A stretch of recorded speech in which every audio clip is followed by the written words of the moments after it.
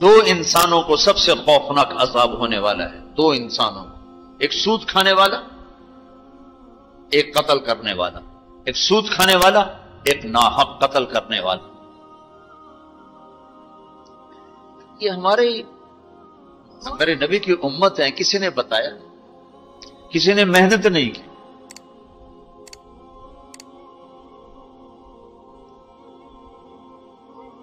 آخری حج کا خطبہ آپ نے جو دیا، ہر دفعہ یہاں سے بات شروع کی، تمہارے جان مال ایک دوسرے کے لیے قابل احترام ہے، کسی پہ ہاتھ نہ ڈال۔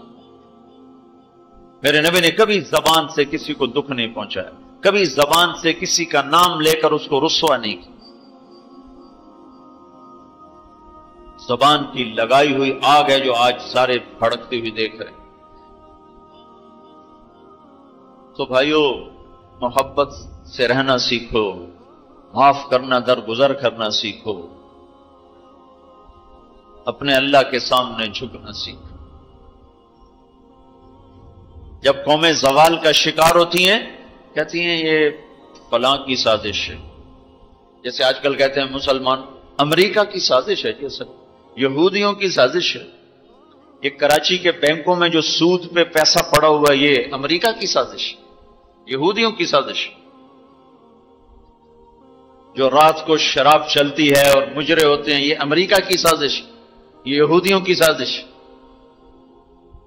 نوجوان اولاد ماں باپ کی نافرمان ہیں، یہ کسی دشمن کی سازش ہے۔ میں ایک جگہ تھا تو ایک لڑکی اپنی ماں کو کہہ رہی تھی بکواس مت کرو، ماں کو کہہ رہی تھی بکواس مت کرو، تو اس کی ماں کے آنسو ایسے گر رہے تھے۔ یہ امریکہ کی سازش ہے۔ اور میرے نبی نے سے پوچھا کہ یا رسول اللہ قیامت کب آئے گی؟ آپ نے فرمایا اللہ کو پتہ ہے کب آئے گی۔ کا کوئی نشانی کہ جب ماؤں کو ذلیل کیا جائے گا تو قیامت آ جائے گی۔ ہمارے زوال کے اسباب باہر سے نہیں ہیں، ہمارے اندر سے ہیں۔ کتنی بڑی لعنت ہے جھوٹ۔ آپ نے فرمایا جب کوئی جھوٹ بولتا ہے تو 3 میل تک اس کی بدبو سے فرشتے بھاگ جاتے، 3 میل تک فرشتے بھاگ جاتے۔ تو پھر پاکستان کا کون سا بازار ہے جس میں کوئی رحمت کا فرشتہ آئے گا؟ کہ ہر دکاندار جھوٹ بول رہا ہے، ہر بڑا چھوٹا تاجر جھوٹ بول رہا ہے، ہر سیاستدان جھوٹ بول رہا ہے۔ ہر سے مراد ہے 100 میں 99 نہیں، 1 لاکھ میں 99,999، کوئی 1 لاکھ میں شاید ایک کوئی سچا مل جائے۔ اور جس قوم میں جھوٹ اور ظلم اور خیانت پھیل جائے وہ قوم تباہ ہو جاتی۔ ان کو کسی دشمن کی ضرورت نہیں ہے، وہ اپنے دشمن خود ہیں۔ جسے نشہ کرنے والے کا کوئی دشمن نہیں، وہ اپنی ذات کا دشمن خود ہے۔ تو ہم اوروں کو الزام نہ دیں کہ یہودیوں نے سازش کر دی اور عیسائیوں نے کر دی اور امریکہ نے کر دی۔ ہم نے اسپین سے آخری ملک تھا یورپ کے سفر میں، اسپین، تو قدم قدم پہ میں رویا، قدم قدم پہ میں رویا کہ کس طرح مسلمان آپس کی لڑائی میں ختم ہو کے رہ گئے۔ کہ پاکستان اسپین میرے سامنے یوں آتے تھے، یوں آتے تھے ایسے۔ اسپین کی تاریخ، پاکستان کے حالات، اسپین کی تاریخ، پاکستان کے حالات، اسپین کے مسلمانوں کی آپس کی لڑائیاں، پاکستان کے حالات، آپس میں قتل و غارت، پھر پاکستان کے حالات۔ تو اللہ تعالیٰ نے اس طرح ان کو مٹا دیا اسپین سے کہ ایک کلمہ پڑھنے والا باقی نہ بچا۔ مسجد قرطبہ جیسا شاہکار بیچ اس کے گرجا بنا ہوا ہے، صلیبیں لٹکی ہوئی ہیں، بت پڑے ہوئے ہیں،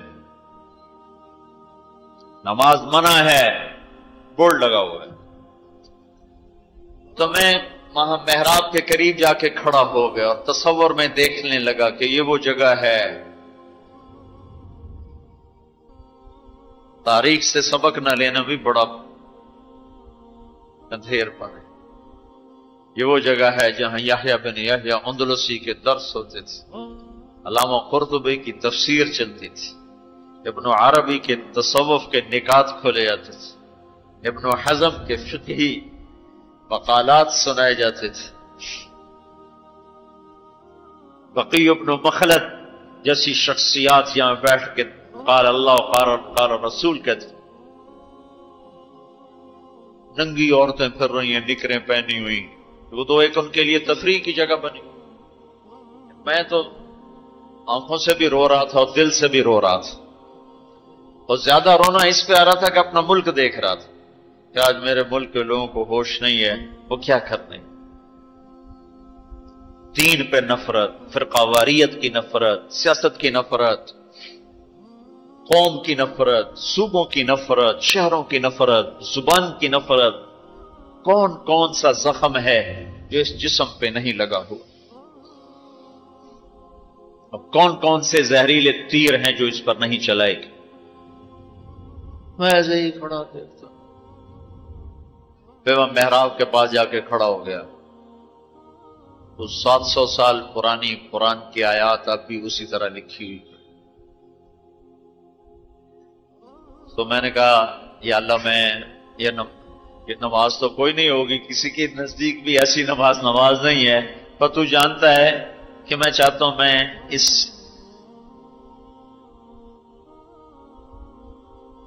ارے میرے بھائیو، آپس کی نفرتیں مٹا دو اللہ کے واسطے، اپنی جان کے دشمن نہ بنو، معاف کرنا سیکھو، درگزر کرنا سیکھو، فرقہ واریت کی باتیں کرنا چھوڑو، تقریریں سننا چھوڑو۔ تاریخ میری کمزوری رہی ہے، میں بچپن سے تاریخ پڑھتا آ رہا ہوں، یہ تبلیغ میں لگنے سے پہلے ہی ذوق تھا تاریخ پڑھنا، تاریخ پڑھنا۔ جب تبلیغ میں لگے تو مدرسے میں آ گیا تو اور پڑھنے کا لگ گیا، پھر کچھ اللہ تعالیٰ نے یاد اچھی دے دی تو جو چیز پڑھی وہ یاد رہے گی، وہ سارا تسلسل، اور میں تو ایسے بس ڈوبتا ابھرتا رہا کہ یا اللہ، آج میں یہاں اس دھرتی پہ سجدہ نہیں کر سکتا جہاں 700 سال جن اینٹوں نے سجدے کے لمس محسوس کیے، جن اینٹوں نے تیرے لاکھوں کروڑوں پیاروں کے آنسو جذب کیے، جن در و دیوار نے تیرے ہزاروں محبوب لوگوں کے واز و ارشاد سنے، جن کونوں میں تجھے یاد کرنے والے ہزاروں لاکھوں کروڑوں، انہیں روشن کرتے کرتے کرتے آج اسی زمین کے نیچے سوئے ہوئے ہیں، قرطبہ کے قبرستان پہ شہر بنا ہوا، نہ کسی بادشاہ کی قبر باقی اور نہ کسی بڑے کی نہ کسی چھوٹے کی۔ میں یہاں نماز پڑھتا ہوں، میری نماز قبول کر لے۔ میں نے اشاروں میں نماز پڑھی، اللہ اکبر، پھر ثنا، پھر سجدہ، پھر رکوع، پھر سجدہ، اللہ اتنا کو کیا ہے، رکوع سجدہ اتنا کر کے، تاکہ کسی کو چونکہ جو داڑھی والا اندر آتا ہے نا تو اس کے پیچھے سیکورٹی لگ جاتی کہ کہیں کسی کونے میں چھپ کے نماز نہ پڑھ لے، تو ایک سیکورٹی والا ہمارے پیچھے پیچھے کر رہا، چلو یا اللہ میں بھی ان میں ہو جاؤں جنہوں نے اس مسجد میں نماز پڑھی تھی۔ اور میرا پاکستان اس دور سے گزر رہا ہے، نہ عوام کو ہوش ہے نہ خواص کو ہوش کہ کیا ہو رہا ہے۔ شاید اللہ تعالیٰ کسی کی فریاد پر آنکھیں کھول دے کسی کی۔ تو بھائیو، محبت سیکھو، محبت سیکھو، درگزر سیکھو۔ اس تبلیغ سے خوبصورت محنت، سارے دین کی محنتیں حق ہیں جس سے خیر پھیل رہی، جس سے لوگوں کو نفع پھیل رہا ہو، لیکن میرے بھائیو دنیا بھی پھری ہے، تاریخ بھی پڑھی ہے، وہ کچھ اللہ تعالیٰ نے موقع دیا بہت زیادہ سمراج یہ نہیں کہ میں کوئی کتابوں کے انبار لگا دی، اپنی حیثیت کے مطابق میں آپ کو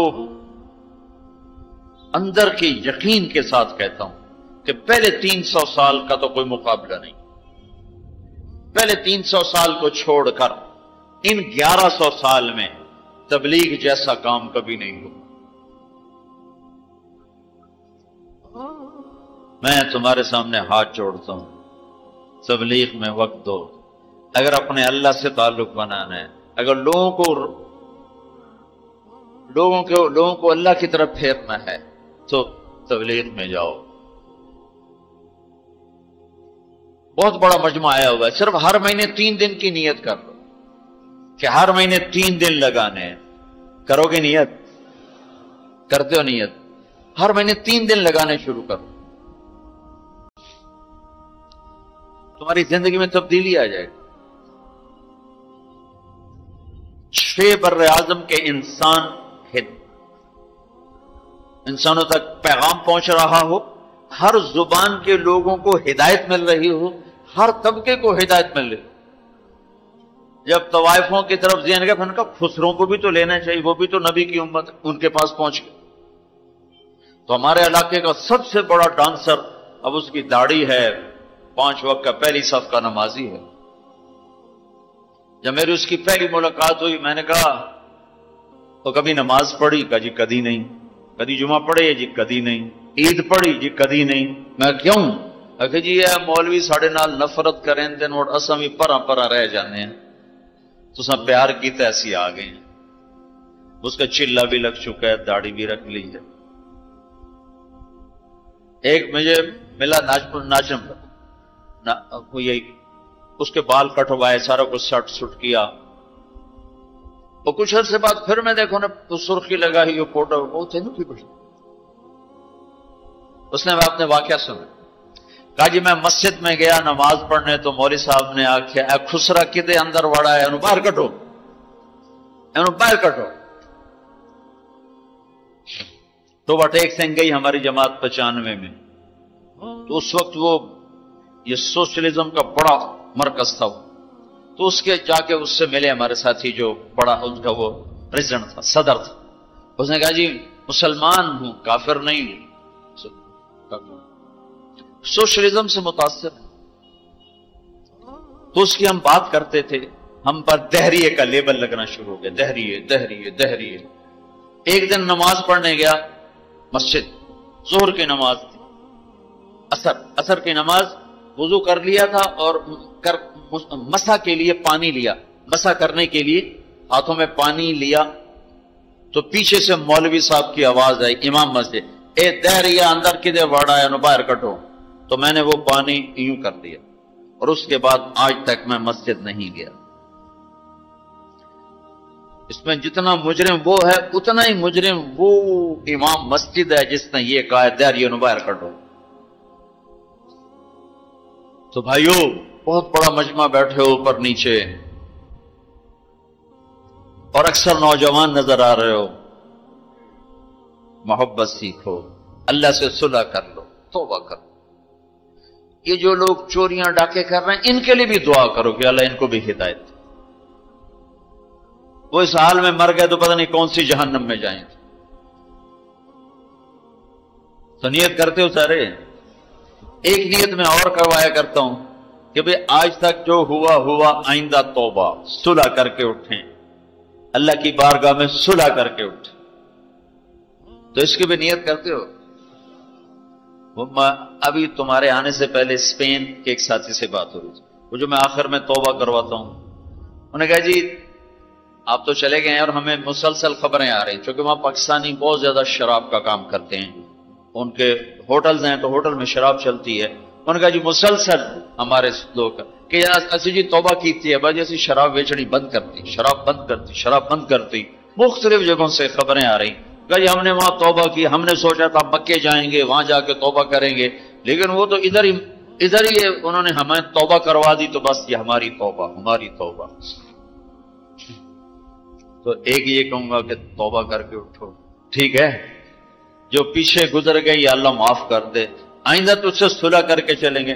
اور اگر کبھی پھر ٹوٹ گئی تو یہ کون سا اوکھا کام ہے، پھر توبہ کریں گے، پھر معافی مل جائے. اس دربار میں معافی کے سوا، معافی سے معاف کرنے سے زیادہ محبوب عمل کو نہیں اللہ کی بارگاہ. تو توبہ کی بھی نیت کرتے ہو تو کہو یا اللہ میری توبہ، پھر کہو یا اللہ میری توبہ، پھر کہو یا اللہ میری توبہ. اللہ قبول فرما لے. اب حج والوں سے کوئی موقع ملا تو کر لوں گا، ورنہ وہیں مکے چل کے بات کریں گے. لیکن آپ بھائیو، ہو سکتا ہے اس وقت کی بات یہی ہو جو اللہ نے کہلوائی، ضرورت اسی کی ہو. میں آپ سے گزارش کرتا ہوں محبت سیکھو، معاف کرنا سیکھو، ماں باپ کے آگے چپ رہنا سیکھو، بیوی کی کمی بیشی برداشت کرنا سیکھو، حتیٰ کہ اولاد کی کمی بیشی پر بھی ایک دم سیکھ پانا ہو جاؤ، ہاتھ نہ اٹھاؤ، صبر کرو، حوصلے سے کام لو، اور ان کو پیار محبت سے سمجھاؤ. سہیل احمد مشہور اداکار ہے، 96 میں ہم نے اداکاروں میں بھی کام کیا تھا، تو اس وقت ہم ایک مرید کے ہماری جماعت تھی جو ہمارے ساتھ تھا، گجرا مالک، مجھے کہنے لگا مولانا میرا باپ DSP ریٹائر، زندگی پر 1 روپیہ حرام نہیں کھایا، 1 روپیہ رشوت نہیں، اب بے تکلف ہو چکی ہے، تعلق بن چکا ہے، تو میں کہتے تو کڑے حرام کھاتے بڑھ گئے، میں نے آگے کہا تو کڑے حرام کھاتے بڑھ گئے، تو کیوں اس غلط کام میں چلا گیا؟ کہا جی بس کیا بتاؤں، 8ویں جماعت میں تھا، فلم دیکھنے چلا گیا، واپس آیا تو میرے باپ کو پتا چل گیا میں نے فلم دیکھی، تو اس نے پولیس والا بوٹ اٹھایا اور مار مار مار مار میرے سر سے خون نکال دی، تو میں نے دل میں کہا تو نے مجھے فلم سے روکا ہے، میں تمہیں اداکار بن کے دکھاؤں۔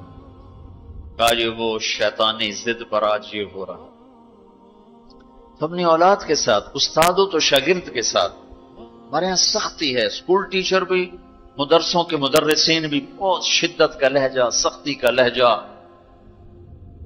ہان پکڑوانے، مارنا پیٹنا، یہ انسانی طریقہ نہیں ہے۔ پہلا جھوٹ ماں باپ سکھاتے ہیں، اولاد پہ سختی کرتے ہیں، وہ جھوٹ بولنا شروع۔ میرے والد صاحب نے نماز سختی سے پڑھانا شروع کی، جب میں گھر میں ہوتا تھا، تو اب اللہ گواہ ہے اپنے گناہوں کا ذکر نہیں کرنا چاہیے، لیکن صحابہ بھی کیا کرتے تھے، جاہلیت کے قصے سناتے تھے اللہ کے نبی کو، اپنے باپ کے ڈر سے بغیر وضو پہ جا کے نمازیں پڑھیں۔ ایسی شدت نہ ہو کہ زبان چھوٹ پیا۔ 4تھی جماعت میں تھا میں، ہمارے استاد تھے ماسٹر شفیع صاحب رحمت اللہ علیہ، بڑے محنتی استاد، اس زمانے کے استاد ہوتے ہی محنتی تھے، لیکن مارتے بہت۔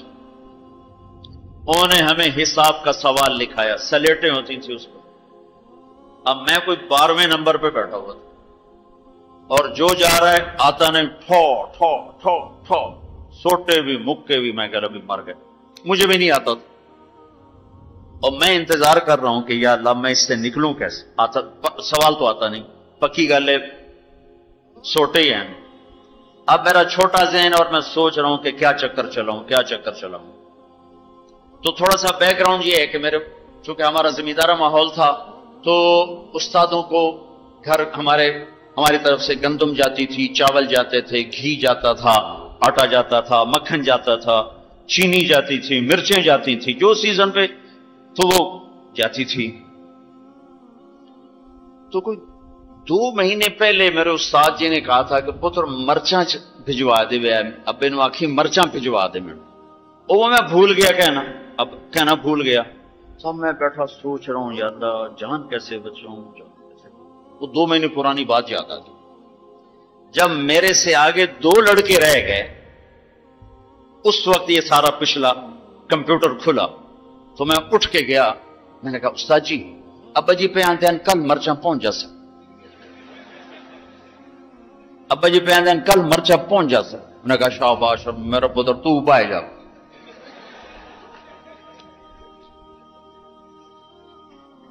یہ جھوٹ کس نے بلوایا؟ استاد نے، اس کے ڈنڈے نے، اس کی سختی نے۔